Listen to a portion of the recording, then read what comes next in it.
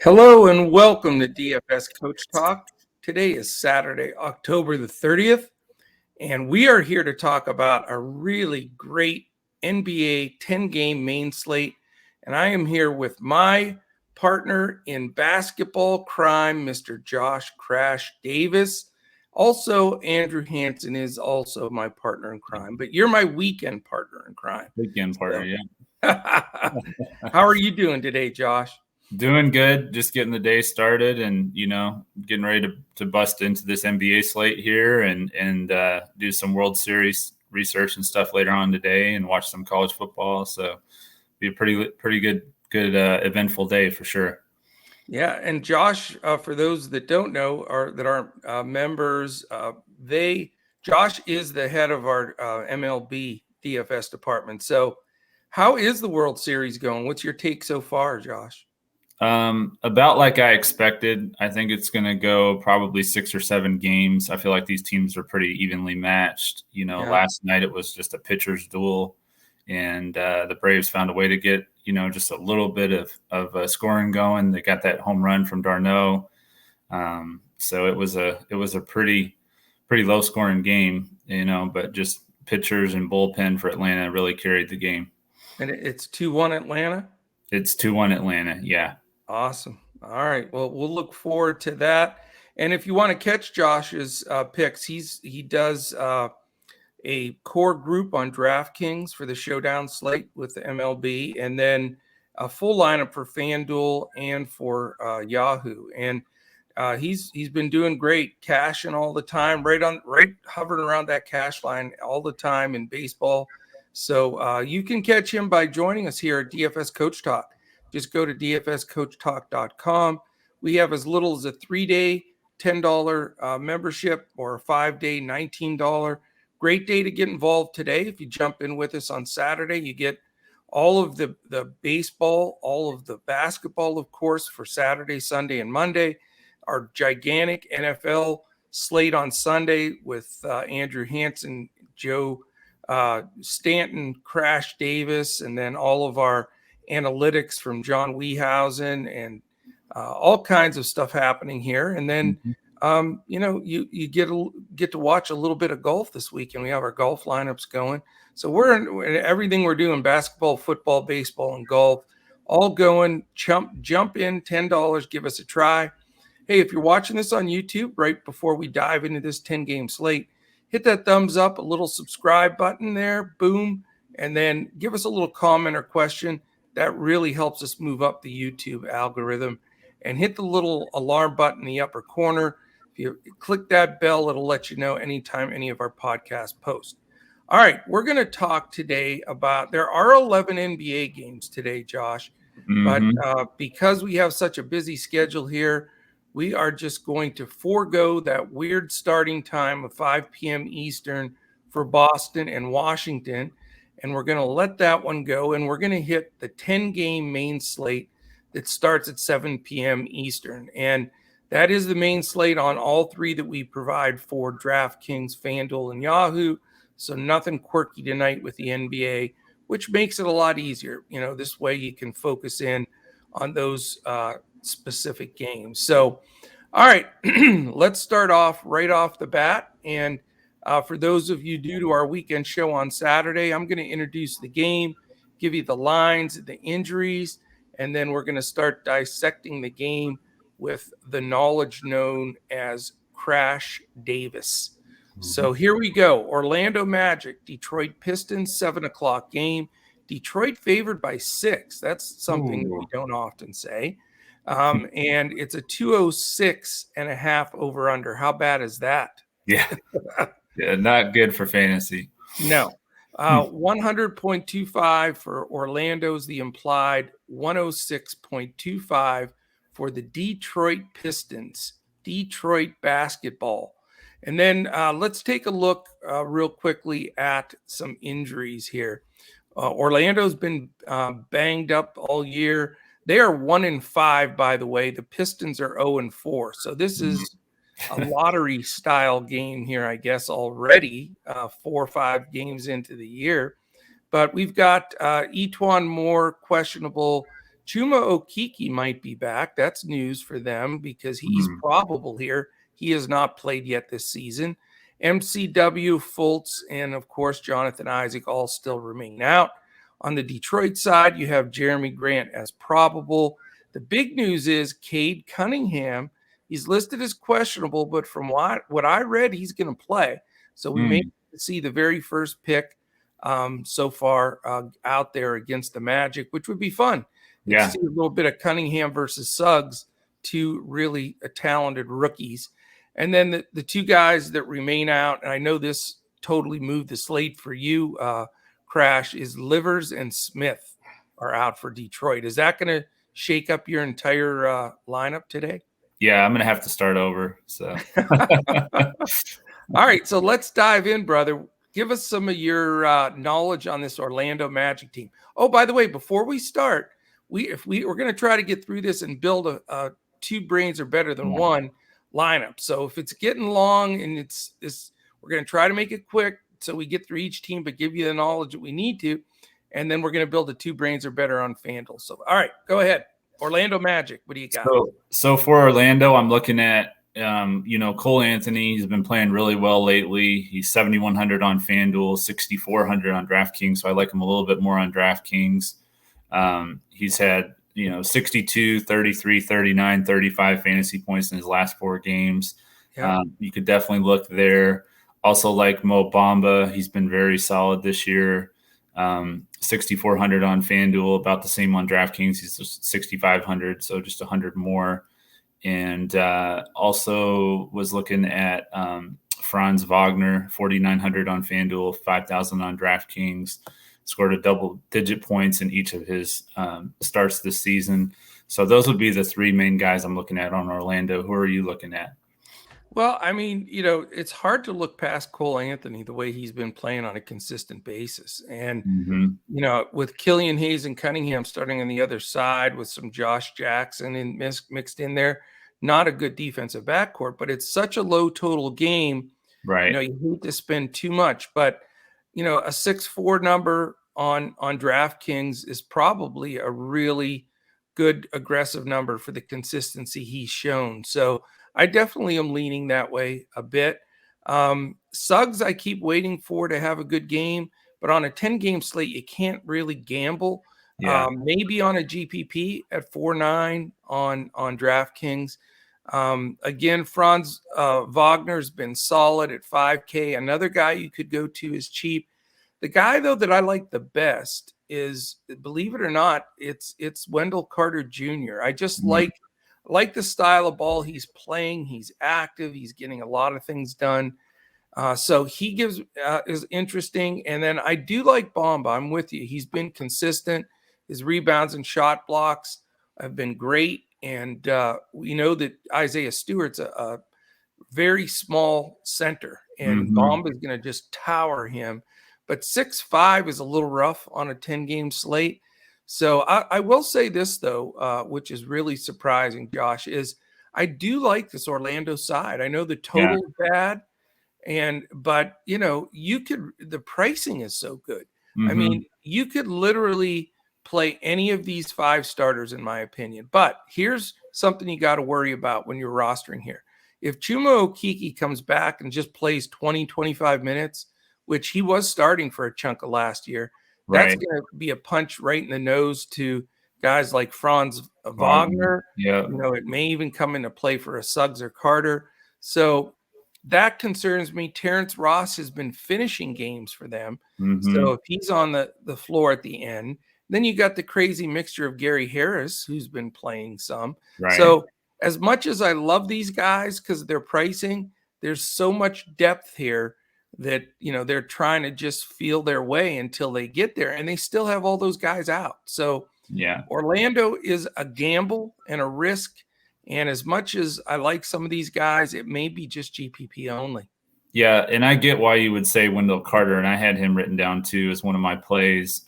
He's 5,800 on DraftKings, so you can save 700 there, and he's put up pretty comparable numbers to what Bamba has been putting up. So I think it's tough. The question is opportunity, right? Right.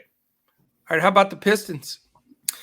I only have just a couple guys written down for the Pistons. I've got Sadiq Bey, 6,400 on FanDuel, 6,900 on DraftKings, and then Jeremy Grant, which he is probable, so I'm assuming he's going to play.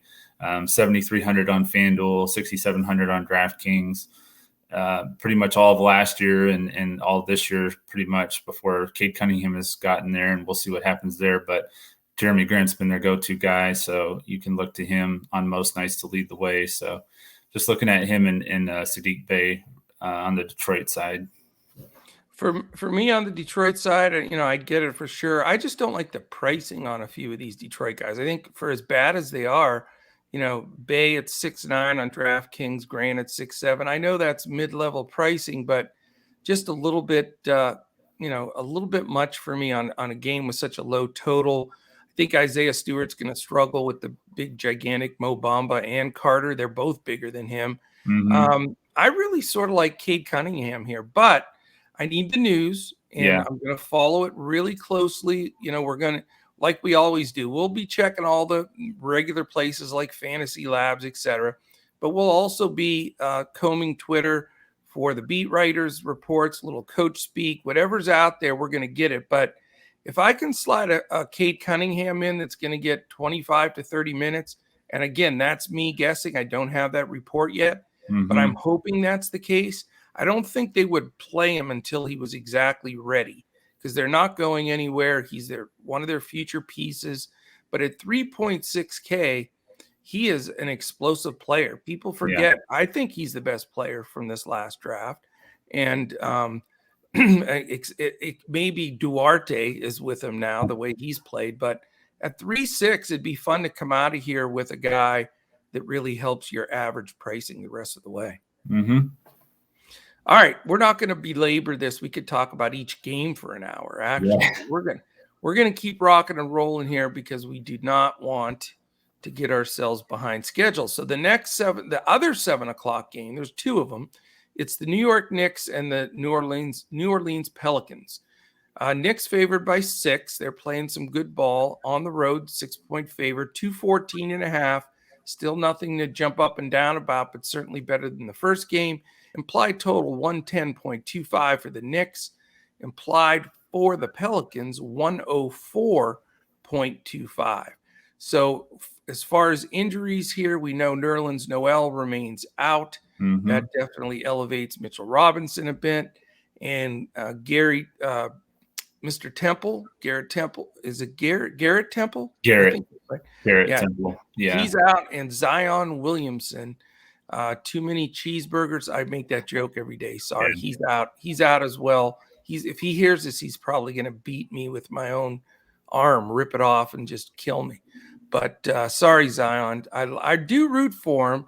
It's just, I don't know how you show up to camp 310 pounds. It makes you makes it a little bit shaky. Yeah. All right. No more being a bad guy here. So who do you like on this Knicks team that every guy on the team's going to play like the whole game? I'm looking at, it's just one guy for me, and it's Julius Randle. He's just been such a stud, averaging just under 52 fantasy points a game. He's 9,700 on FanDuel. He's 9,800 on DraftKings. So you do have to pay up for him, but I think that he's proven time and time again to be worth that price. Especially on FanDuel, it seems to me like the winning lineups have had a lot of those studs in the power forward and center positions. So I'm going to look to build a lineup similar to that for my main hybrid lineup. Very good. I'm with you. Cut right to the chase here. This is a time saver. I mean, with the backcourt of like Walker, Fournier, Rose, Burks, Quickly, I don't want any part of all of that, mess. And they're all priced pretty well, but that's because they all split time. Right. So for me, I'm with you. As even the fact that Julius Randle is sub 10K, I think is fair because his usage is off the charts. His minutes are off the charts. And he's playing against the Pelicans defense that isn't the best when it comes to interior defense. Right. Plus, this is the kind of game I think Joe Val may get in foul trouble. He's got the leaping Mitchell Robinson and then the pounding strength of Randle. Yeah. And Joe Val's been terrific so far this year. but his price has gone up, and I sense the possibility of some foul trouble here. So we'll see. But I'm with you on Julius. He's one of my favorite pay-ups on the slate, and that's probably the only spot I'm going to go with the Knicks. Mm-hmm. And then for the Pelicans, just for me, it's just Brandon Ingram, 8,200 on FanDuel, 8,300 on DraftKings. Like you said, I think Valanciunas, as good as he's been this year, I could see him getting into foul trouble, so I don't really want to go there. And then you mentioned with Nickeil Alexander-Walker, who we played quite a bit, that time split at the guard position. So I just really like Brandon Ingram and Julius Randle in this game and move on to the next one. Yeah, I'm not on the Pels either here. I mean, low implied total. You've got excuse me, Josh Hart, who's back now. That really puts a monkey wrench into the whole Devontae Graham, Nickeil Alexander-Walker. Yeah. This Herb Jones guy. I think Herb Jones was in the stands. I think they pulled him out of the stands to play the other day. Yeah. But he's probably going to lose minutes. Hart eventually, when he's real solid in the rotation, is a nice play because he rebounds so well for a guard, but he's 5.1, not going to go there. Just, Brandon Ingram is always a solid play, but he's 8.3 against that, stifling Knicks defense. And Joe Val, like I say, at 8.1, which is pricey for him. He's earned it. He's played well, but not against the Knicks. So yeah, he's 8.3 on FanDuel, so he's even more over there. Yeah, I can't do it, but I get it, but I can't do it. Yep. All right, go ahead. Oh, nothing. I was just saying we can go on to the next game. Yeah, let's do it. 7:30 p.m. Atlanta Hawks, Philadelphia 76ers. We're gradually increasing the totals here, barely. Philly only a 3.5-point favorite at home. They've been struggling a bit. 218.5 the over/under, implied for Atlanta 107.5. And a cool 111 for Philadelphia, 111. So as far as injuries in this game, it looks like we've got,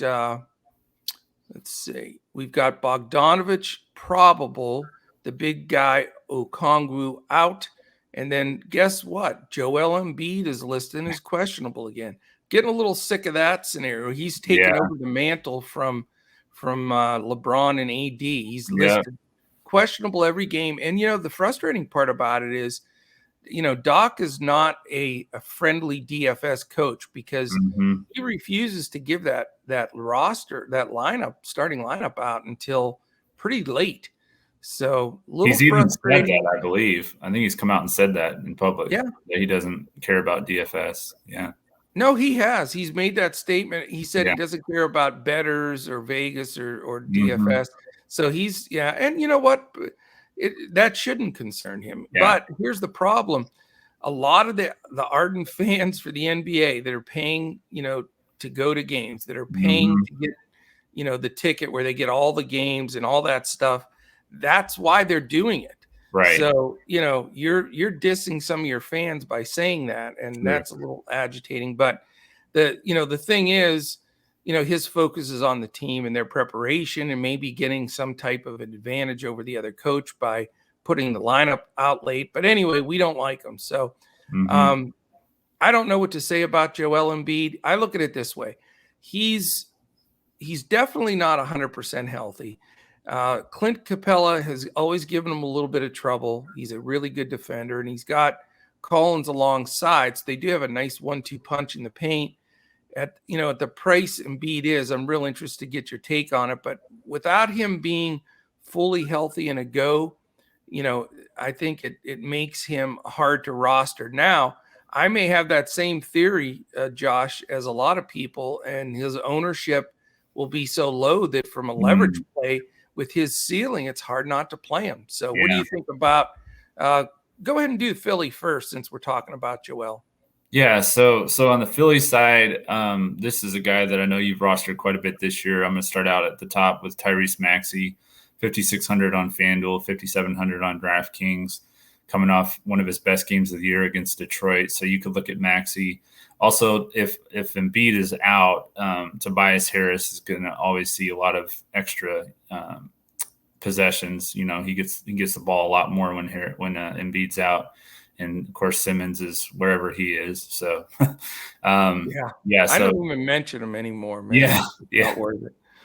So Harris is going to get that usage, 7,400 on FanDuel. He's 8,400 on DraftKings, so I don't like him as much over on DraftKings. But on FanDuel, I think 7,400 is a pretty good price, especially if Embiid is out. And then, you can always play Embiid, but I wasn't looking to play him tonight because if he goes out there and he's not full strength and re-injures his what is it that he's dealing with right now? I forgot. I think his brain. No, I'm just kidding. He dinged his knee against somebody. He had a shin that was bothering him. Okay. I mean, he's always banged up. Yeah. So anyway, if he re-aggravates that injury, then he's going to go out, and then you're going to get 20 points or whatever, 20 fantasy points from him, and it's just going to ruin your lineup. So I'm probably going to avoid Embiid tonight. I am too, unless, like I say, the ownership is just so tilted against him. But, the other thing that always now worries me with Philly is, I mean, they have such an adept backup center in Andre Drummond. So, it's not, unusual that if Embiid's not 100%, he and Drummond, Embiid and Drummond could split the game almost, I mean, it's possible. And at 10-2, that's a hard pill to swallow. But if he does sit for some reason, I'm all over Andre Drummond at 4.8. Yeah. He's a double-double automatic, pencil it in. And I'm with you. I think Tobias Harris, his usage jumps up the most of anybody. The guy that you're going to be shocked about, though, is I'm sour on Tyrese Maxey. And I'll tell you why. He did have a good game against Detroit, but before that, I couldn't drag him across the 5X line for the life of me. He just wasn't getting it done. Now you add Shake Milton into the mix. True. He's back. So I'm just, they were so frustrated at points with Maxey prior to that Detroit game that there were times they ran Seth Curry at the point. Right. They had he and Korkmaz in the backcourt, and they actually had the better plus minus with those two guys in there. So I don't want to go as deep on a 10-game slate with a Korkmaz or Shake, but I'm not going with Maxey or Curry either, just for the time splits, low scoring game. 218.5 is not quite anything to run home about. So, for me, if Embiid plays, Philly's going to be a full pass for me.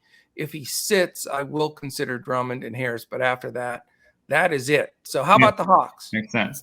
Well, first of all, I wanted to get your take a little bit about how Trae Young has been struggling a little bit. I know that new rule at the 3-point line seems to be affecting him and James Harden the most. Obviously, Harden pretty much kind of just completely took advantage of that rule before in the past, but or the way it used to be, rather. So how do you feel about Trae Young, how he's dealing with that new rule?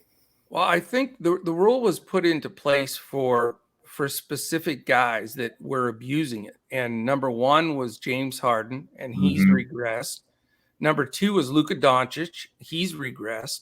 Yeah. Trae Young, he's regressed. So just looking at the three top guys that utilize that backing up non-basketball move to draw foul after foul after foul, it has absolutely had an impact on those guys. They can say what they want. Harden was trying to deny it, but statistically, you can look at it all day long. Yeah, it's a small sample size. I know people yell out there, how can you judge it on 5 games? Well, you can.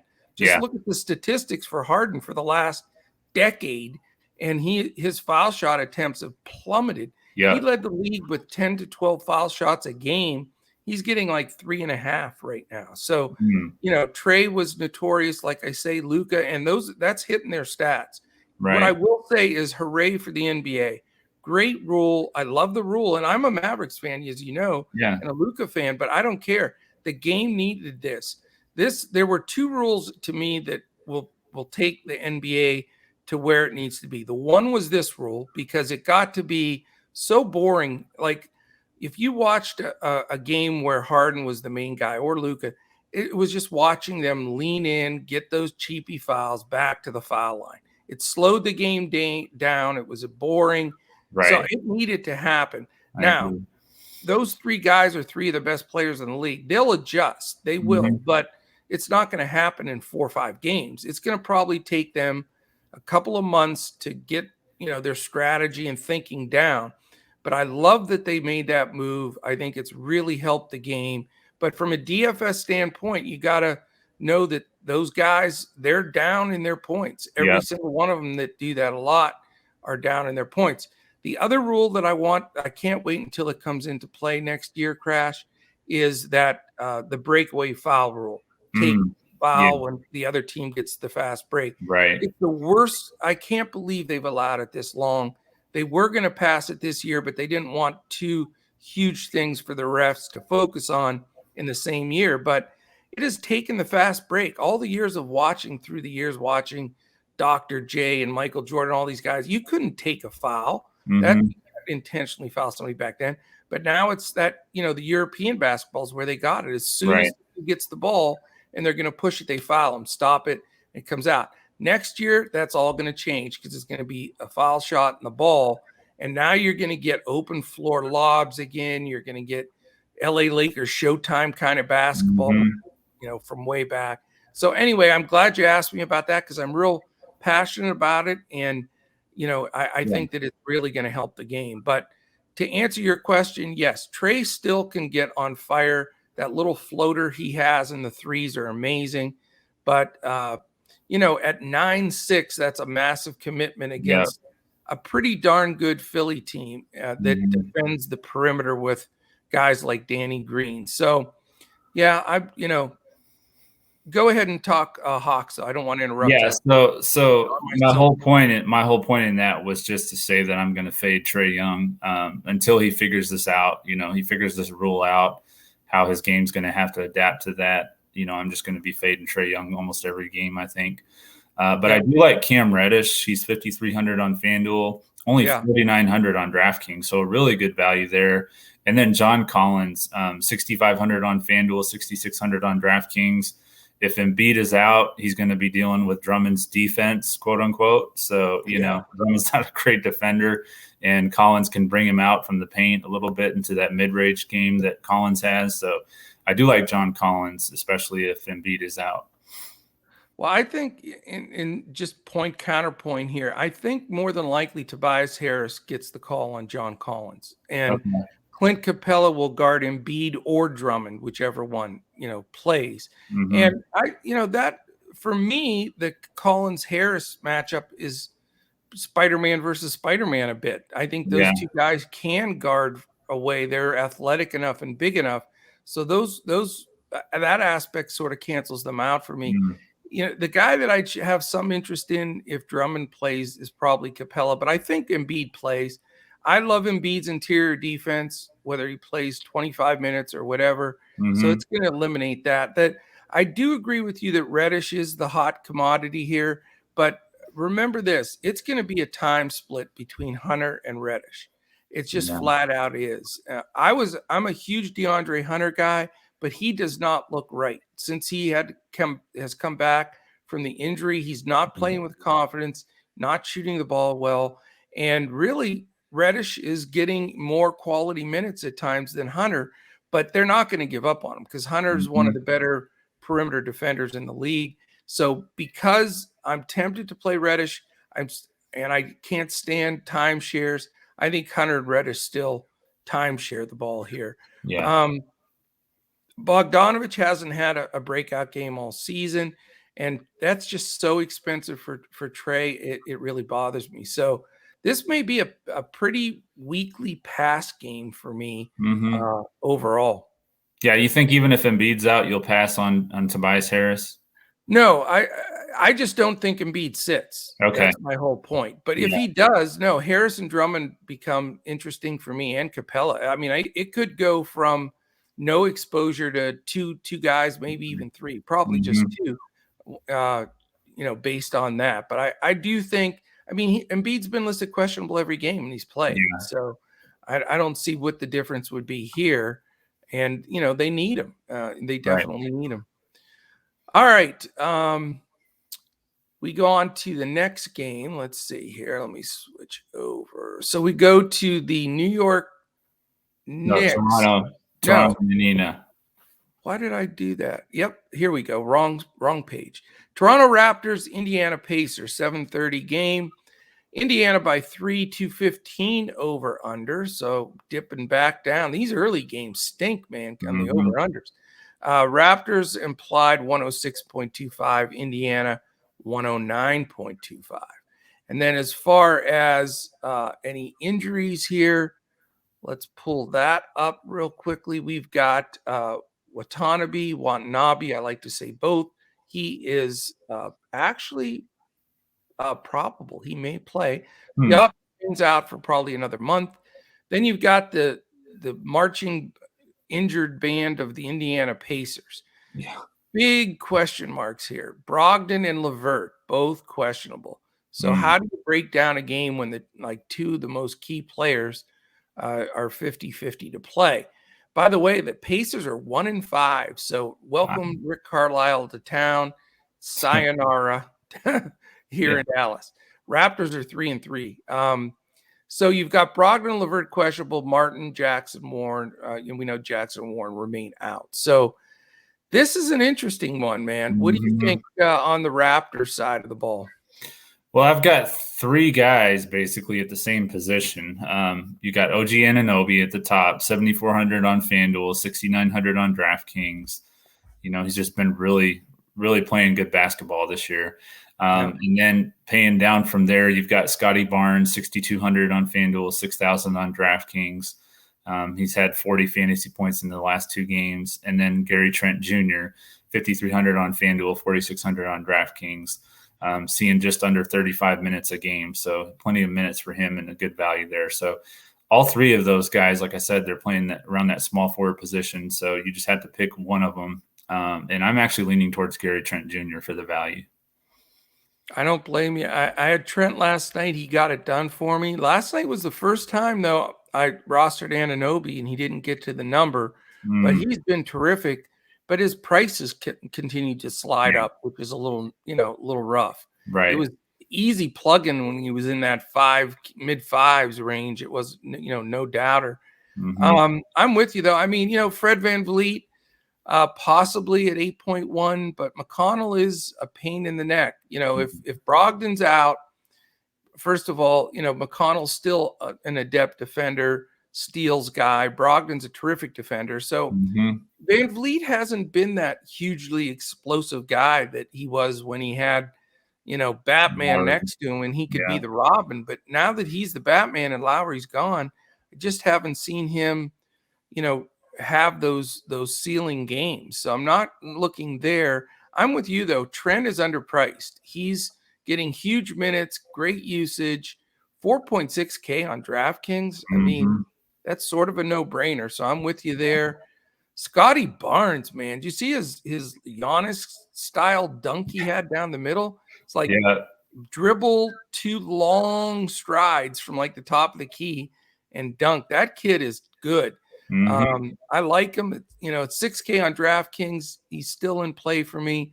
Anunoby's one of my favorites this year, but that price, just under 7K makes me a little bit nervous. But I'm with you. Same thoughts here. Don't like anybody off that bench. How about the fact that Goran Dragic can't even get into a game? That's nuts. But I'm with you. Almost identical. I'm leaning Trent, but I haven't completely eliminated Barnes and Anunoby. And then on the Indiana side, of course, we mentioned if Brogdon's out, you could look at McConnell. He's 4,900 on DraftKings. So that's a pretty obvious play there.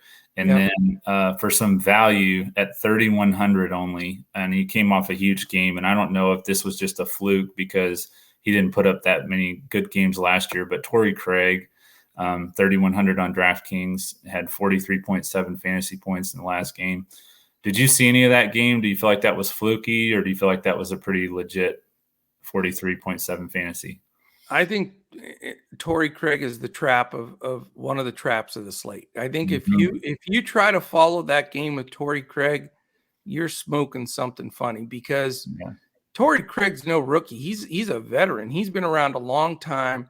Yes, he can hit some threes, but I did watch that game. It was fluky.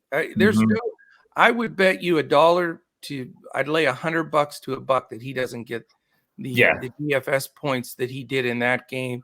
I don't even know if he'll get the minutes. if Levert's back, he's just not hardly going to play. So I say 1 billion% pass on Torrey Craig. And, I mean, that's just, I think that was one of those outlier games. But we need the news on Levert. That's important. And we need the news on Brogdon. Brogdon had a higher usage and assist numbers than he's had throughout his entire career. Right. Again, super small sample size. But, I think if Brogdon is playing without limits, you can use him. Duarte continues to impress me. That kid is just, he's just nuts, man. He goes at it. He's 5.6. Not going to dive into Levert at his big number first game in. He'll be limited, I'm sure. My question to you though is, what do you on as far as the bigs and Sabonis and Turner? Any interest? Yeah, I mentioned earlier how I want to pay up for the bigs as much as possible on this slate, and obviously there's the one coming up that I'm going to play. But I think that if I can make it work, I do want to get Domantas Sabonis. He's just so consistent. Just a very, nice cash piece to have to any of your cash lineups. So definitely like Sabonis. Yeah, I mean, he let me down a little bit yesterday, and the back-to-back scares me a little bit at that kind of a price. But I'm with you. I mean, he can throw a 70 burger up there without thinking about it. Miles Turner remains pretty cheap at that 5.6 number, but we know that, GPP play. I mean, he can go from 6 to 60. I mean, seriously. So, that's a tough call. But I really can't give my full opinion on this game until I know the two key pieces of if Brogdon and Levert are going to play, because then that shuffles the deck for me. I wouldn't say Sabonis if they are out, if they're in. I mean, exactly. Sabonis is, his usage will go down. So we'll see. We got to look at that game yet. I think there's some potential with it, but knowing how that rotation is going to work is good. Did you see what just rolled across the bottom of the screen? It says Josh Crash Davis cannot pick any Milwaukee Bucks today. Wow. Okay. Well, hope you have a good day. And speaking of that, let's dive into this next game. San Antonio Spurs at your Milwaukee Bucks. Now you get a little bit juicy of a number. It is Milwaukee only by 6.5, so that's very reasonable. Nice 223.5 total, 108.5 for San Antonio, and a nice 115. You get in the 115 and up to 120 range. That's pretty nice number to have. So let's take a look here real quickly and the injuries on this game. We've got, let's see, Zach Collins, Doug McDermott out for the Spurs. Milwaukee, we've got DiVincenzo, Drew Holiday, that's huge. Brooke Lopez, that's huge. So you have three starters, and then Bobby Portis is out. So 3 of the 5 starters of a lot of the season last year for the championship team, and the 6th man in Bobby Portis. That's people aren't talking about, but that's why Milwaukee's 3-2. They've got a big chunk of guys out. Spurs are really crappy 1-4. I feel bad for Pop because this team's going nowhere fast. So right. What do you got on the Pop team? Are you taking a chance to get Pop tonight?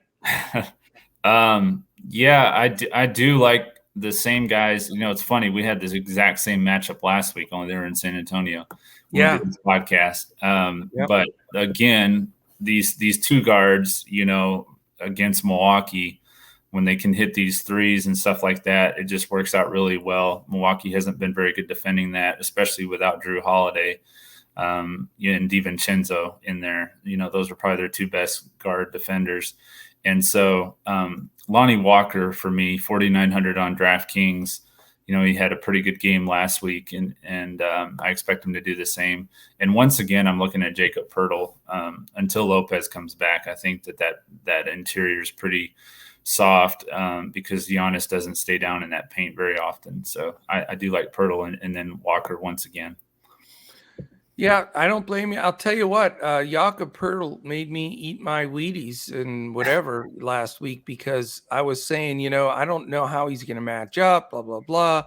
Bad setup for Giannis, but Poeltl held his own. I mean, yes, Giannis was awesome, but no different than normal. But Pirtle, he's had a really great season. He's been their most improved player in a really, on a bad team. But my question is the price. I just, Giannis to me may be defensive player of the year again. Mm-hmm. And, it does hurt them not having Brook Lopez in the paint there to block some shots. But Pirtle's, I don't know. I'm on the fence with him. I certainly respect him more after watching the last couple games, watching the whole game against the Mavs. He's good. He's playing better. He's improved. He's huge. Yeah. But I don't know if I have the courage to spend that amount of money on a straight center on a 10-game slate going against Giannis. So, I just think the Spurs are in bad shape. They still play Vassell and Gates, Diop, Eubanks, Forbes. Thad Young occasionally gets in. Mm-hmm. But after Jakob Poeltl, I just, Murray, White, Walker, Johnson, I get it. They're okay. They're cheap. They're between 4.9 and 6.4, other than Murray, who's massively overpriced at 8.5. Yeah. I wouldn't touch him with the 10-foot pole at that price. So I'm probably anti-Spurs. The sites where you can roster multiple centers, Poeltl still has a small chance to get in there, but not feeling it. How about these lousy Milwaukee Bucks that are barely over 500? I like mostly their value plays on this slate. I've been talking about saving in the guard spot all day on this podcast, and I'm definitely looking at George Hill at 3,600. That's just a really cheap price for a guy that's been starting with Drew Holiday out. Also like Pat Connaughton at 4,500, and then of course I'm going to pay up for Giannis. I don't care how much he costs; he's going to get 60 to 70 fantasy points on most nights, especially in the front of the home crowd. He just plays at a different level at home. So, do you think this game has the potential to blow out? It does, but if you look at the game last week, it stayed fairly close. So I don't see why it wouldn't. If Drew Holiday and Brook Lopez were playing, then I'd probably fade everybody except for the bench guys. But yeah. Well, for me, the guy you didn't mention is one of my favorite plays on the entire 10-game slate. And it's Chris Middleton. Yeah, 7.8. He's still sub 8, so he's a mid-range price guy. You know me, I've been talking about it, and I love it. When Drew Holiday is out, yes, they play Hill and Allen and all these guys, but you watch, Middleton is the pseudo, and same thing I said last Saturday, but it worked. I'm going to say it again. He's like the pseudo point guard. He handles the ball more. He's become more of an adept passer, and he can score a bunch. I think Middleton's just an awesome play.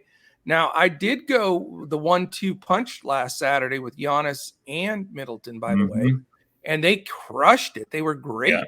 So I may, if I have the courage, I may go back there, but it's just so hard on a 10-game slate to use, $20,000 of your salary on two guys from the same team.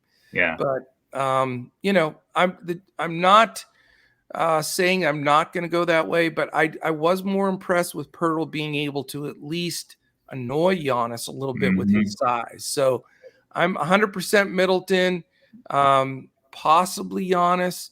And if I do a GPP, I'd probably go Giannis over Middleton. But other than that, that's really all I like from that game. Yeah. Yeah. He was actually able to get Giannis in a little bit of foul trouble in that game. So, yeah. He's a big body. I think he's 7'2", if I'm not mistaken. Yeah, he's 7'2". I don't have anything against Middleton, obviously. I like him a lot as a Bucks fan, but I think that for my lineup construction, his price just doesn't really work. So that mid-range price it's a cheap gift until he gets to the point where he's over 8. I just it's hard, especially with Holiday out, at least for me, not to take him. So we will see. Are you ready for the next game? Before we do that, let's really quickly touch on a couple of things here, Coach Talk wise. DFS Coach Talk. Go check us out, dfscoachtalk.com. Also can check us out on Twitter. We're at DFS Coach Talk. I'm at Joe Sarvadi, JoeSarvadi. Mr. Crash here is at JP Davis 1982. I got it. I got you. I've had it three in a row. I've gotten it right. And then Andrew is at Language Olympic. He's always got some great basketball stuff to throw in there. Also, again, if you're watching this on YouTube, a quick thumbs up, hit the subscribe button, give us a comment or question. That combination moves us up the algorithm at YouTube and lets us get the word out. And again, we do these podcasts in all our sports in front of the paywall 7 days a week. And we really appreciate, that support. You've only got today and tomorrow to get in the contest, listen in the audio portion. Yeah. And you're on Amazon, Apple Podcasts, Spotify, Podbean, Stitcher, all of them. No matter where you listen, if you take a second, give us a rating, 5 stars or whatever the site is for the rating, a little comment. If you do those 2 things, you enter a contest for a free week membership, all access for Coach Talk. And that drawing will take place and then be tomorrow and be announced on Monday. So definitely take a shot there. And remember, as if you become a member with Coach Talk, let me ask you this. I always quiz you on this one, Crash, and so far you've gotten it right. When you join, even if you want to go with the NBA pass, NFL second half, whatever, do you just get the sport you sign up for? Well, I'm going to assume this wasn't a trick question, so the answer is going to be yes. You get all 4 sports. So, yeah. You're batting 1,000, man. You're just too good. You've even got Andrew beat on the quiz questions.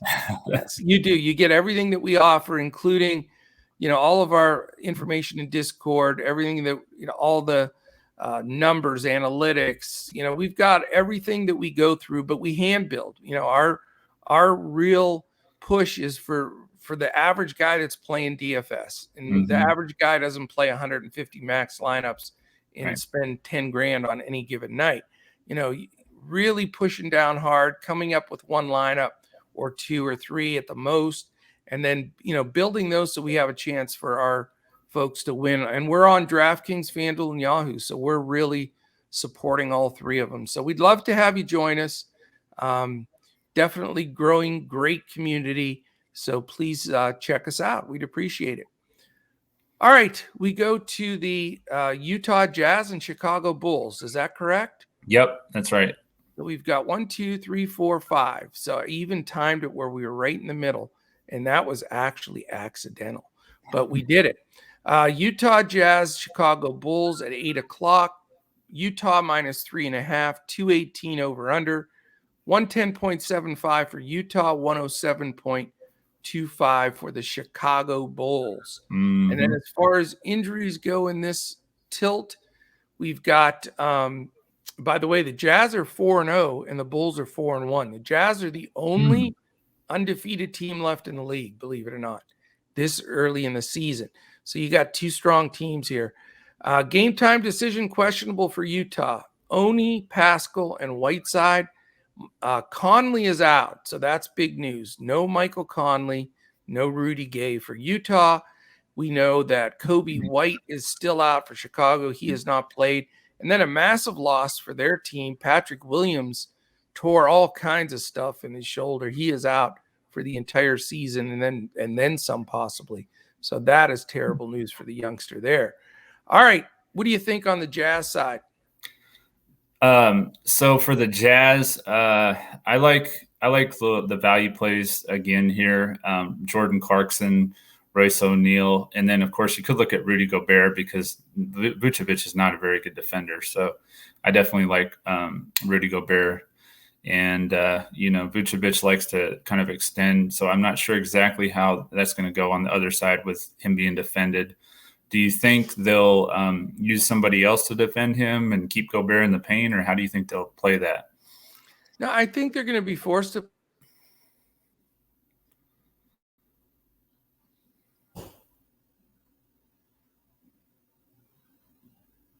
on Vuk some loves, but Vuk is not a great defender. So, yeah, I think, Gobert is playable. His stats are just off the wall. I don't know if you've noticed his numbers this year. This is his best season he's ever had thus far. It's early, but 8.2 is a big commitment, but maybe not a bad play today, Yeah, I agree. Anything else on the Jazz side for you? No, it's just those three I was looking at was Clarkson, O'Neal, and Gobert. Yeah, and for me, it's the main thing is with Conley out, it does shuffle the deck for the Jazz. You've got Clarkson playing a little bit bigger role. Donovan Mitchell actually will play the point for them some of the game. But he's 8.7 and he really hasn't been smashing his number. Yeah. I mean, I like Donovan Mitchell in this game a bit. I think it's a good, setup with Conley being out. So I'm thinking about it if I can make him fit, but that is really expensive.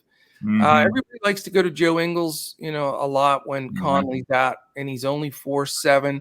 He hasn't quite been the regular Joe Ingles we've seen in the past. I think he's aging a little bit or just slowing down.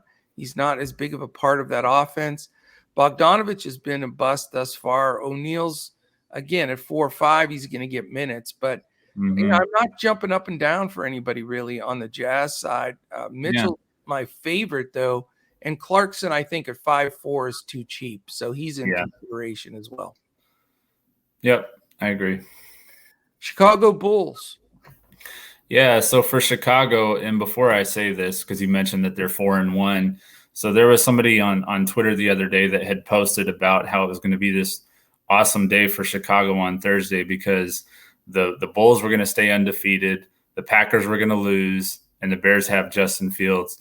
And so I replied back, I said, well, you still have Justin Fields at least. So, yeah. But I know you like to shout out your buddy Phil. I see you guys dueling any it chance out I in can Discord. get, right? But anyway, I just wanted to throw it out there. I thought that was pretty funny that guy posted that.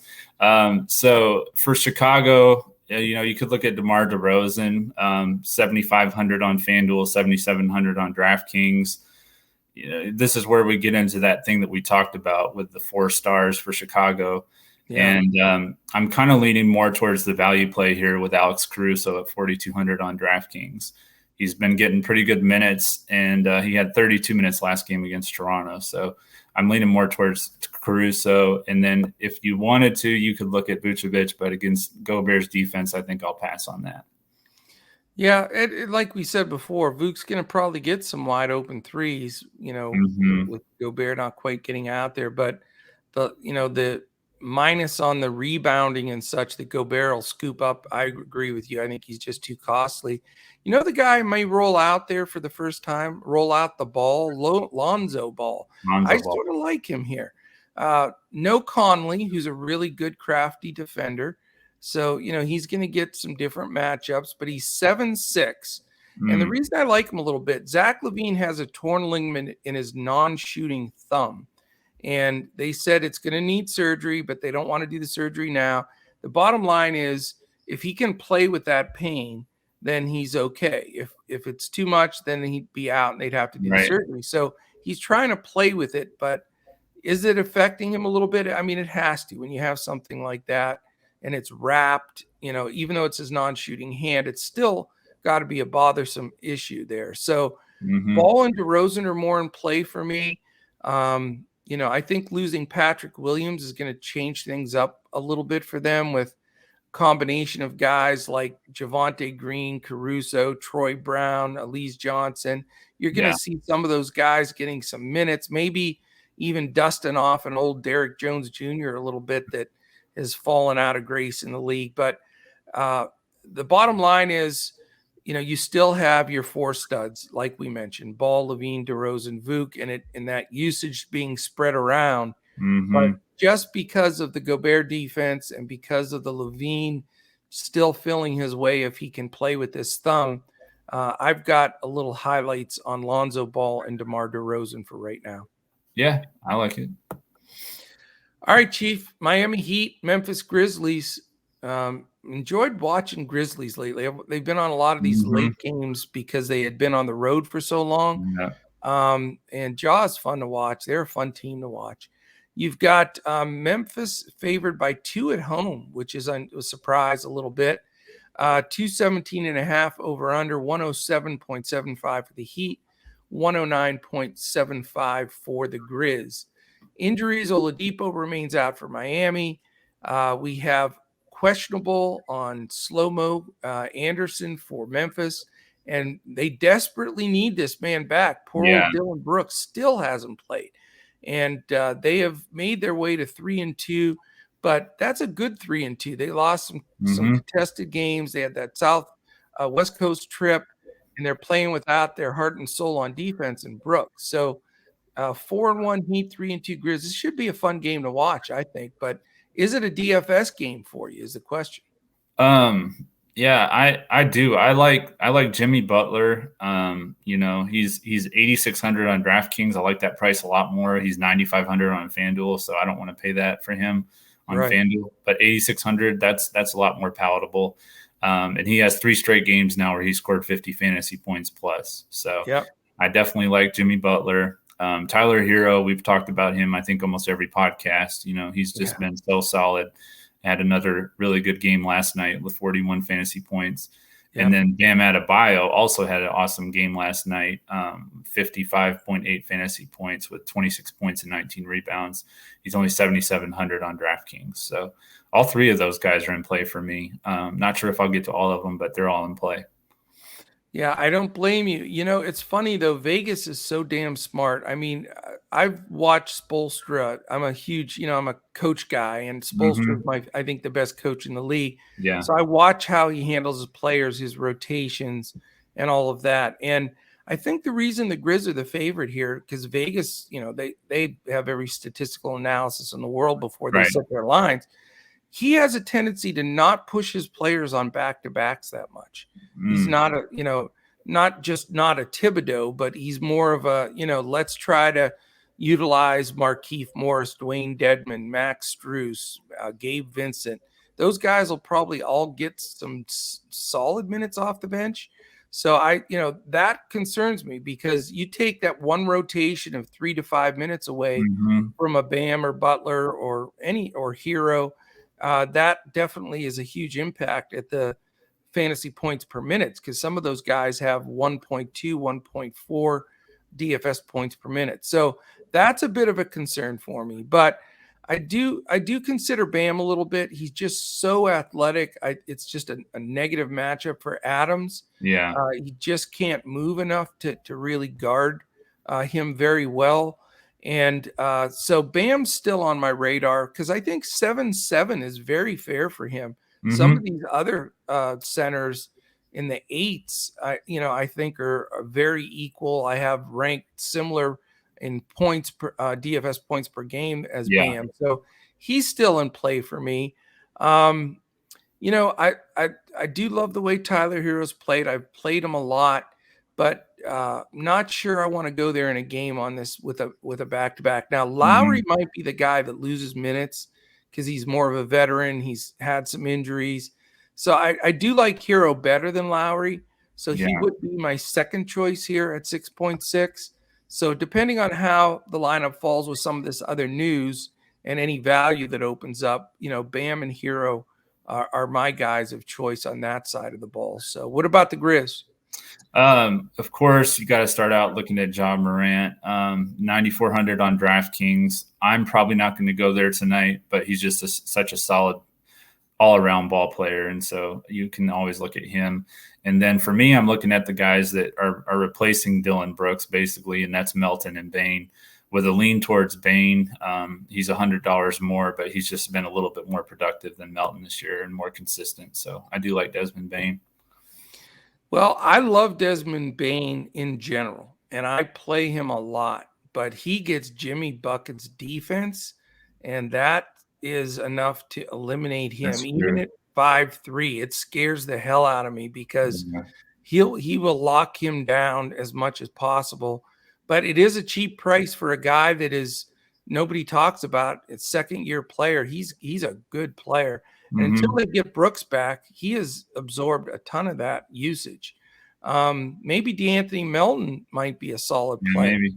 He's only 5'4". He's going to get Duncan Robinson in defense or Tyler Hero, depending on who's in the game. And, he's closing games. He's getting massive minutes. And especially with Slow-Mo Anderson out, that rotation shortens. So Melton would be the guy of choice. I love Joe. I love the way he's playing. He's one of my favorite players in the league to watch. He's really improved his game. He may be the most improved player in the league, but at 9-4 against a Miami team that we know clamps down, and they have some, they'll run some doubles at him. They'll do some things to bother Joe and get the ball out of his hands. So not crazy about that. I'll tell you right now, Jaren Jackson has now entered the mode for me with guys that frustrate me that I don't like to play because I don't think they play every play. The Michael Porters, the DeAndre Aytons, and I think Triple J's in the same category. I agree. He fouls too much because he's lazy and he reaches, and he just doesn't look like he's pushing it all the time. And the guy that just got paid whatever 140 million bucks, I think he's taking the foot off the gas.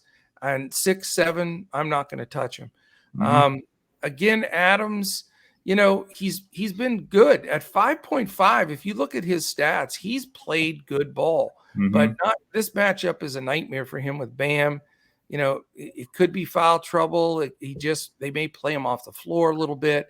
So, not crazy on this side of the ball. Maybe a little 5.4 shot with Melton as a value. All right, Chief, we're getting down to the final three. Thunder and Golden State Warriors, 8:30 game. Now we've got a little number to work with here. 221's the over-under, but Golden State is 12.5-point favorite.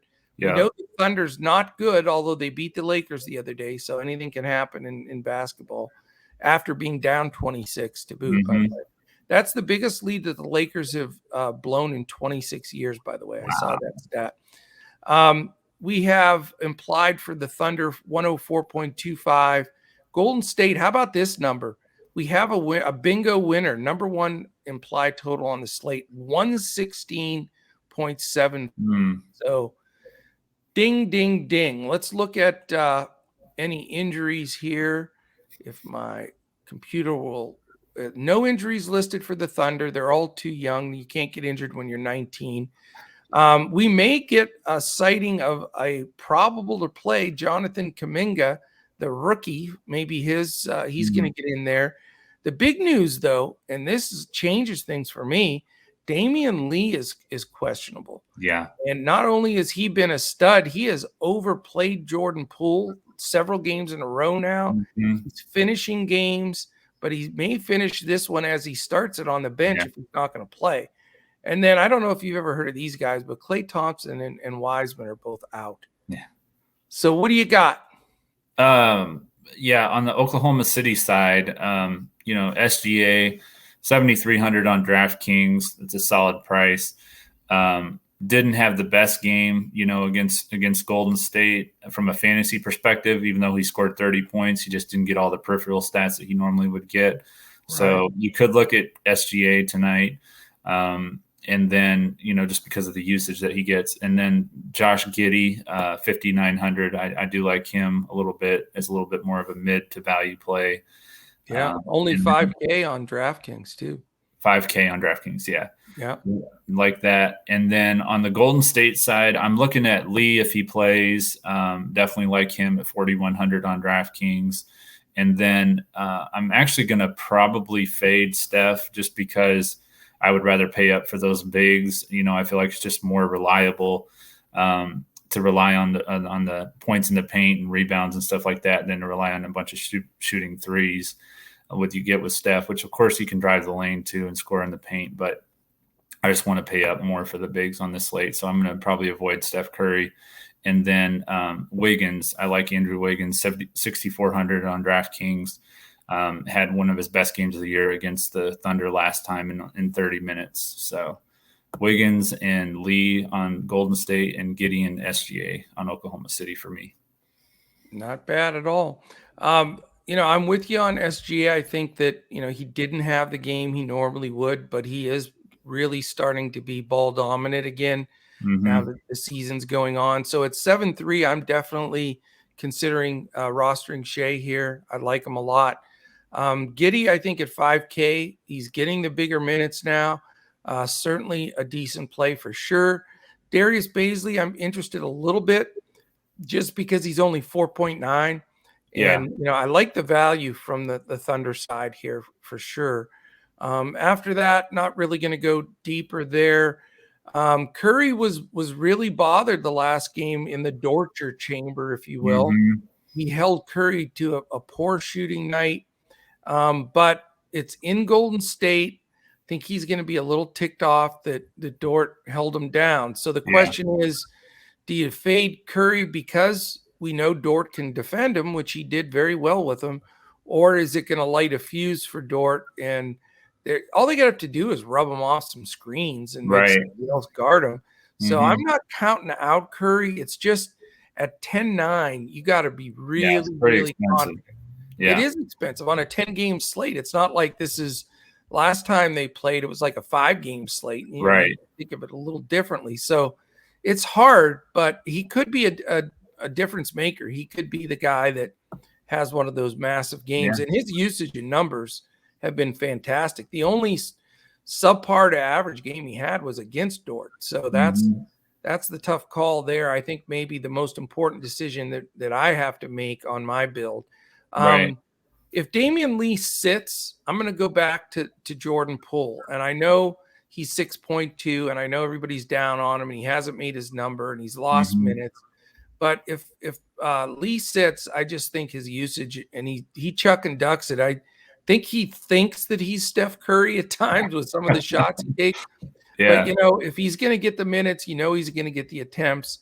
So if Lee sits, I'll play Poole. If Lee plays, then Lee becomes, if he plays without restriction, Lee, I agree with you, becomes a better play because he's a full 2.1K cheaper on DraftKings than his buddy Poole. Wiggins still a little pricey. Draymond just baffles me. I never know what to think with Draymond. He's 7-3. The last game, I think he made his number and had like 4 points. I don't know. Nobody can do that but Draymond. He's like just a weird DFS dude, and it's a little risky, but he's not out of the question for me. I would at least consider it. I'm not falling into this damn Kevon Looney 3.2K. You can't not take the super cheap center. He stinks. He's just not good. I'm sorry. So for me, it's, I need the Lee news. That's going to be important. Not counting out Curry and Green. Going to give it some thought, but we'll see how it goes from there. All right, Denver Nuggets, Joe Stanton squad with the Joker on a back-to-back, and he's been injured. How is that going to affect things? Is he going to play? Is he going to get the minutes? The $1 million questions are still out there. I don't think anybody has them yet. So we'll be following that super closely in Discord throughout the day. But you have another awesome one here. Minnesota's favored by 3. Love the way the T-Wolves have been playing. You've got a nice 221.5 over-under. Both teams, the Denver at 109.25 and Minnesota at 112.25. Both nice spots for them. We've got Kanchar and Murray out for Denver. No news on the Joker yet. We assume he's playing. He is listed as questionable, obviously. I don't know why you want to press him on a back-to-back coming off that, injury that looked worse than it was, I guess. I'll tell you one thing I got to say about the Joker, because last year, the beginning of last year, and then the year before, I always used to, kid him about being so chubby, and just it frustrated me because you could see his ability and he just was not in shape. And the fact that he was doing what he was doing, not in shape, was amazing. So last year he comes in fit, he wins MVP. But I'll tell you, I was watching him last night against the Mavs. He is actually not just in shape anymore. He's thin. I mean, he has gotten himself so physically fit that I am so impressed. And I think this kind of an injury, when he was the normal Joker in his career, he'd be sitting. But he's so fit and so in shape. So shout out to, if he can do it, I can do it, man. I'm getting back in the gym. That's all I'm saying, Crash. Yeah. So shout out to the Joker. And we know Cat doesn't play great D, but is the Joker going to play? What do you think? Yeah, I think he will. As you mentioned, he's in a lot better physical shape right now, so it bodes well for him that he could be able to play tonight. And I do think he will. And, we do like to attack Karl Anthony Towns. He's not the best defender in the world. So the issue is going to be the price at $11,000. Not going to be able to play him and Giannis, obviously. So it may be in a GPP, I could pivot to Jokic instead of Giannis. I could look at that. But I was looking more towards the value on Denver, Barton, 5,900 on DraftKings. And then Gordon, he's actually been putting up very similar numbers to what Michael Porter Jr. has, but he's $1,500 less than Michael Porter Jr. So I do like Aaron Gordon tonight. Yeah, I mean, the Joker could smash, but here's the problem. I mean, let's say he does play, and I know that they say he's super tough. He never wants to sit.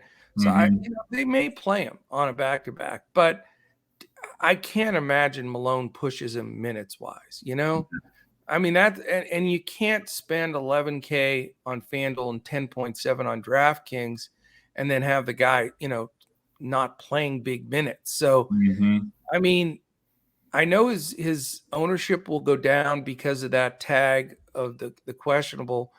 It's a hard one. I mean, leverage wise, you want to plug him in there. If he's, in there, is he going to play the big minutes? I mean, right now, to be honest with you, Josh, I'm probably going to fade him, but with a lot of pain because he could put 60, 70 on the board, but I just don't know about the minutes. Right. And that's a concern. I'm as far as value here, Barton remains playable.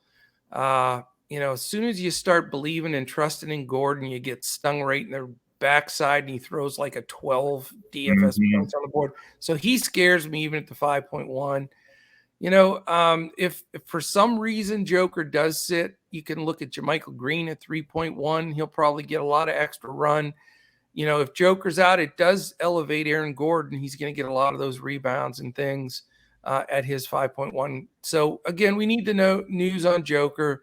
And even if he is ruled in, I'm still not thinking he gets max minutes. So, not as high there. But this is the highest total game on the board. It's a game that we really need to consider, playing some guys. So, the jury's out. Let's get the news. Let's follow it in Discord and see what happens. But you can always slide in, like I say, a Barton or a Gordon or JaMychal Green, depending. And, if the ownership is just so egregious and he is ruled in, then the Joker is playable. I mean, he that minimal game where he's only playing a little less minutes and still get 50 or 55. And, even though that's barely, not even quite getting there to 5X or close to it, but, it still may be needed, Right. Yeah. So what about Minnesota? I always like to play Anthony Edwards. He's just so consistent.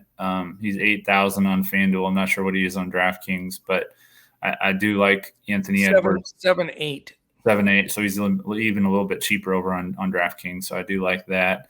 It's just a matter of if I can get to him with that price. And then looking at a couple value plays, Patrick Beverley, he's been pretty solid for 40. He's 4,500 on FanDuel. What is he on DraftKings? 3.7. There you go, 3.7. I like that price.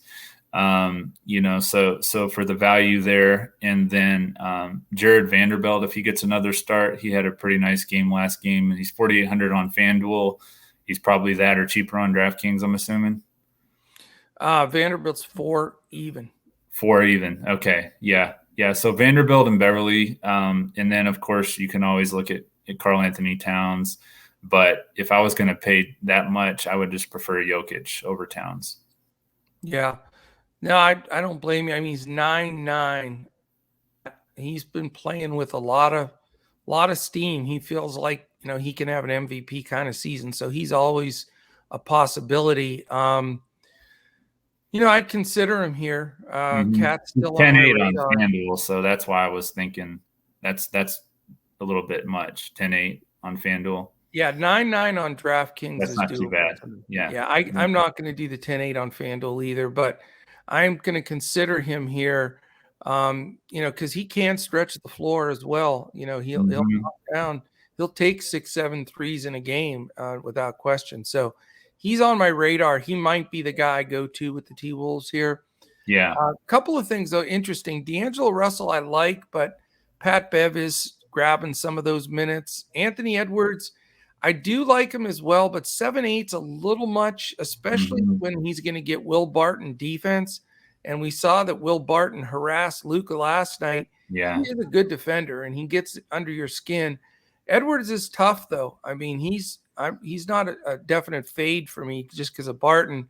And he gets the big minutes. He finishes. He doesn't get his minutes messed with. I thought he would get less minutes at times because of Beasley and some of the bench. But Edwards' minutes are safe, and he's good. The two young guys that you have to consider here just because of their price and the fact that they're going to get minutes is Jaden McDaniels and Jared Vanderbilt. They're both similar style players. They're both up-and-coming players. And I think you can consider both of them at those cheap prices, not playing both of them, but one or the other. I think it's very close, though. That's the hard part. McDaniels is a little more consistent, but Vanderbilt can have the good game like the last game. I'm just always so wary of falling into those traps of trying to play a guy after he just had his highest total of the year. So it's a tight one, but I definitely want exposure to this game. And a lot of it's going to have to do, with the Joker news and how those lineups are going to fall out. Yep. You ready to finish up this slate with game 10, and then we'll build our two brains are better than one lineup on FanDuel, and we will let people enjoy their day. Cleveland Cavaliers, Phoenix Suns. Phoenix favored by 10.5. Cleveland is hopefully not going to be extremely road weary. They fought hard last night to try to win and just came up short, but they're on that West Coast trip as well. You've got 102.75 for the Cavaliers implied, 113.25 for the Phoenix Suns. As far as injuries in this game, we have Pangos and Okoro out for Cleveland. No, Pangos is probable. I'm sorry. The guy that is questionable, he's been for several days, is Okoro. So don't know if we're going to see him or not. And then we know Cameron Payne and Dario Saric are out for Phoenix. So what do you think? Can Cleveland show up, or does this game blow out? I was pretty surprised with how they hung in there with LA last night. So I think they definitely could. I do like, for me, I'm definitely looking at Ricky Rubio going back to Phoenix. He kind of got kicked to the curb when they brought in Chris Paul. So I do like Ricky Rubio, especially considering that even though he didn't start last night, he still had a really good game. So he's done that all year. He has been very good this year. And he's 5,500 on FanDuel. What is he over on DraftKings? On DraftKings, Rubio is 5.6. Okay, so about the same. And then, and I know this is a guy that you've been playing quite a bit lately. It's Lauri Markkanen. I do like him. 5,400 on FanDuel. And what is he on DraftKings? 5.3. 5.3. Okay. Yep. So, those would be the main two for me on Cleveland. You could look at Evan Mobley. He's been very good this year as a rookie, but mainly Rubio and Markkanen for me. Yeah, I mean, here's the amazing thing too that I didn't mention when I was breaking this down. The Suns are 1-3. Yeah, isn't that wild? That's just amazing. Terrible start for the Suns. Cleveland's 3-3. Here's the only game. It's the last game on the slate, but it is the game. And I'll tell you what, I'm going to avoid this game. I think this game blows out. I really do. I mean, it's a double-digit Vegas, so Vegas knows as well. Cleveland has played their heart out. And I'll tell you what, Bickerstaff, I'm so glad he got that Cleveland job. Teams play hard for him. Yeah. I love the body language on the floor with this team. They play hard.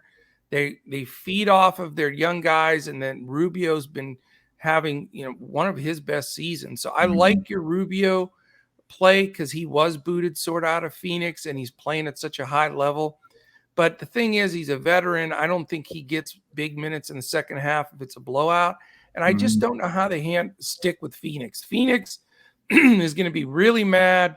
They have to win this game. There's no way they're losing this game at home. Yeah. And 1-4. So the game scares me. I think people, because it's the late game, are going to want exposure to it. And I think there's a lot of potential for trouble here.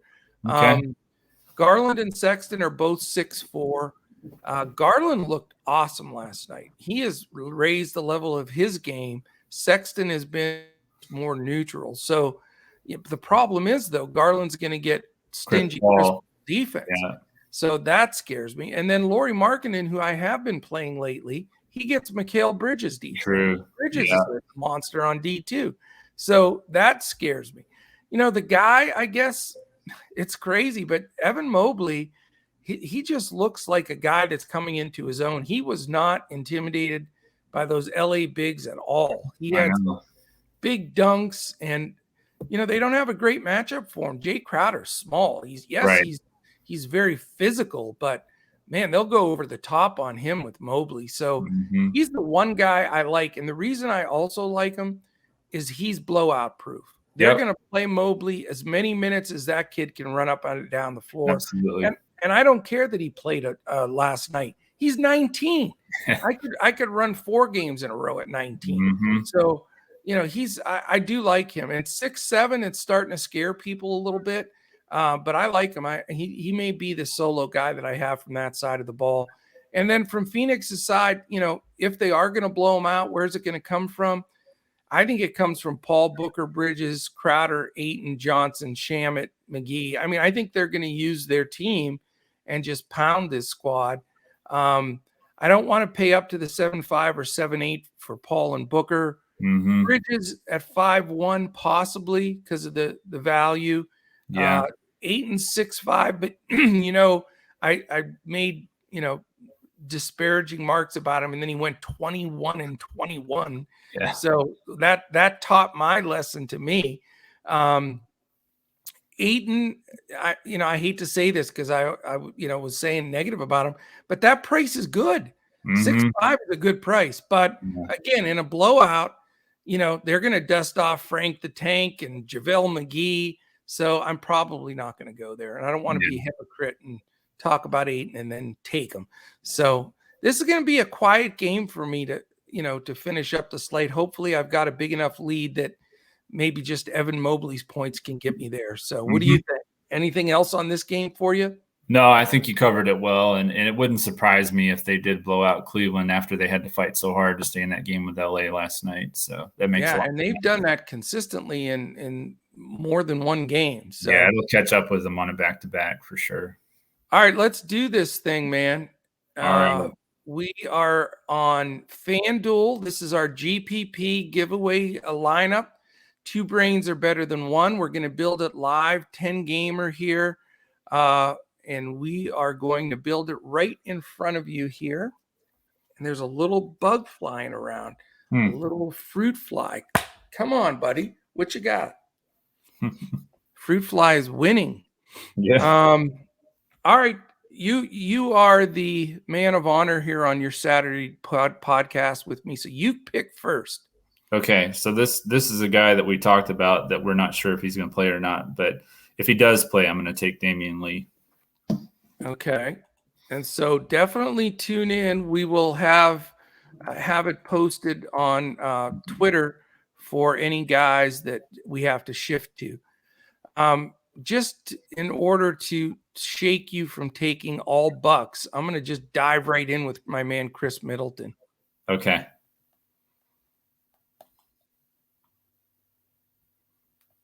At shooting guard? 8,100. Small forward, 8,100. Small forward. Okay. Yes. It's funny now on FanDuel. I love it personally. I love the fact that they have multi-positionality, but I'm so used to just being locked in one position. Well, I guess we're going to be going with the Giannis and Middleton combo then. All right, big cash money. I'm going with my hunch play today. He's not going to get much ownership because it's against Utah. I really like Lonzo Ball. I'm going 6,700 point guard Lonzo Ball. Okay. I like it. So we're at just under 6,000 per player for the rest of the way. That's doable. Mm-hmm.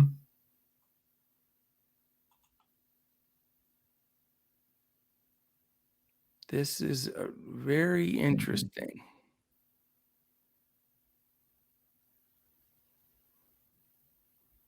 What are you thinking? Pat Connaughton. What? A third buck? That's against everything I believe in, having three guys from the same team. I know. I'm just trying to save some salary. I can do something else. Hang on. I'll make my pick and you can think about it. Although I'm probably talking Connaughton into his career game. I'm going to take $6,600 power forward Evan Mobley. Okay. So we still have a center spot to go. Mm-hmm. I'm gonna come back to shooting guard. So we'll just hang on for now. I am so, and for our listeners, not that this pod's not going long, but stacking in the NBA is not a great idea. If you go two guys from the same team, that's okay at the max. But once you start getting to 3 or 4 guys, you're going to have to be rooting for double, triple overtime to get to your number. There's just not enough usage to get pushed around. Yeah, and I know that, and that's the reason that I'm going away from him. I'm going to take Andrew Wiggins at 63. Yeah, his price is down. Like that pick. Oh, wow. I looked at Aaron Wiggins. Did you know there was an Aaron Wiggins? Oh, really?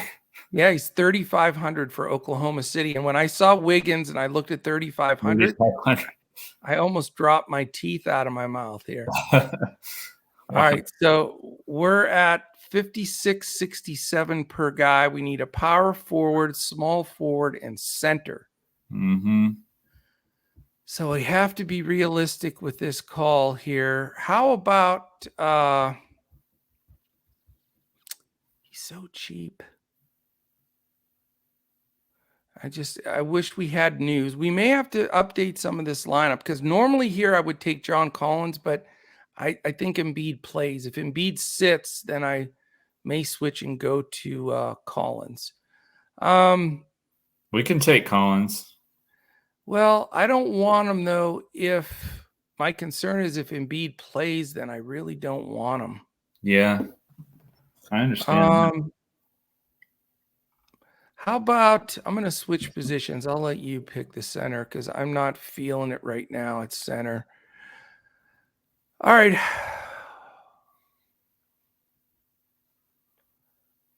I'm going to go with, see, again, I don't know if Levert's playing. We need this news. I'm going to go with $5,300 Gary Trent. Okay. Small forward. I was looking at him too from my pivot from Connaughton. I mean, we could always move him to shooting guard if you. Oh no, we have 2 shooting guards, so small forward. We're set. So center, my man, got all right, so 11-7 left.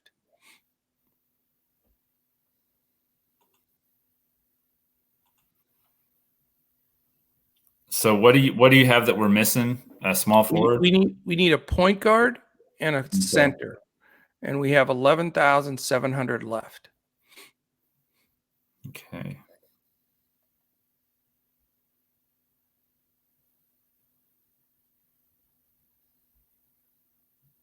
It's tough. There's so many to pick from. You got 20 teams playing, so.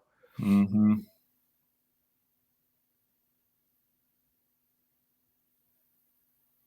There's some good pricing though on FanDuel. There's some deals.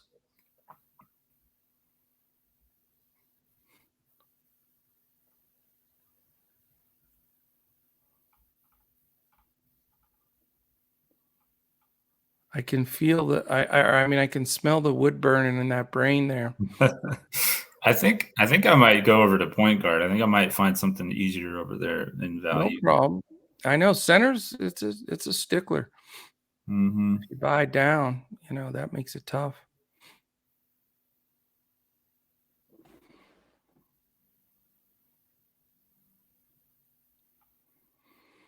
Dead airspace. Don't forget dfscoachtalk.com. We'd love to have you join us. This is the time to do it. Big money, no whammies. You're on the clock, sir. 10 seconds and you pass your pick. All like right. an NFL draft. Let's go with Alex Caruso, 5,000. Caruso. Okay. That leaves me 6,700 bananas for center. And that means I'm staring right square at Mr. Clint Capella. He's my choice. Okay. Because here's the deal. If Embiid plays, they're going to need Capella on the floor. If Embiid sits, I think Capella should eat more on Drummond. So I like him either way. So I feel very comfortable there. So we have a pretty good mid-level build here. We didn't go stars and scrubs. We've got Lonzo Ball, Alex Caruso, Damian Lee, Andrew Wiggins, Chris Middleton, Gary Trent, Giannis Antetokounmpo, Evan Mobley, and Clint Capella. We used all our salary here. So stay in touch because we definitely need news specifically on Lee, and then any other news that comes down. We know some things will change, and if we update it, we will post it in Discord if you're a member, and we will post it on Twitter for those that are listeners.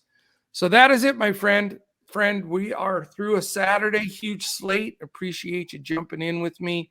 I enjoy these Saturdays after doing solo pods. It's nice to get another brain in there. So enjoyed it, my man, and good luck with the World Series tonight.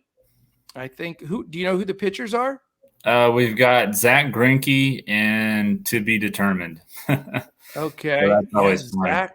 Who'd believe Zach Greinke would still be pitching in a World Series in 2021? That's amazing. Yeah. All right, buddy. I appreciate it. Have a great day. And certainly we appreciate everybody that's listened in. Hope that this really helps you build your lineup, get those contests saved, get those holder lineups in there, and then listen through and build some lineups with us. And again, join us if you want to check out everything we have to offer at DFS Coach Talk. All right. Great day. Super Saturday. Happy Halloween tomorrow. By the way, Josh, the terrifying mask you wore today in honor of Halloween, it's just hideous, man. I love it. What can you say? I always have to throw a dad joke in there somewhere. I don't know.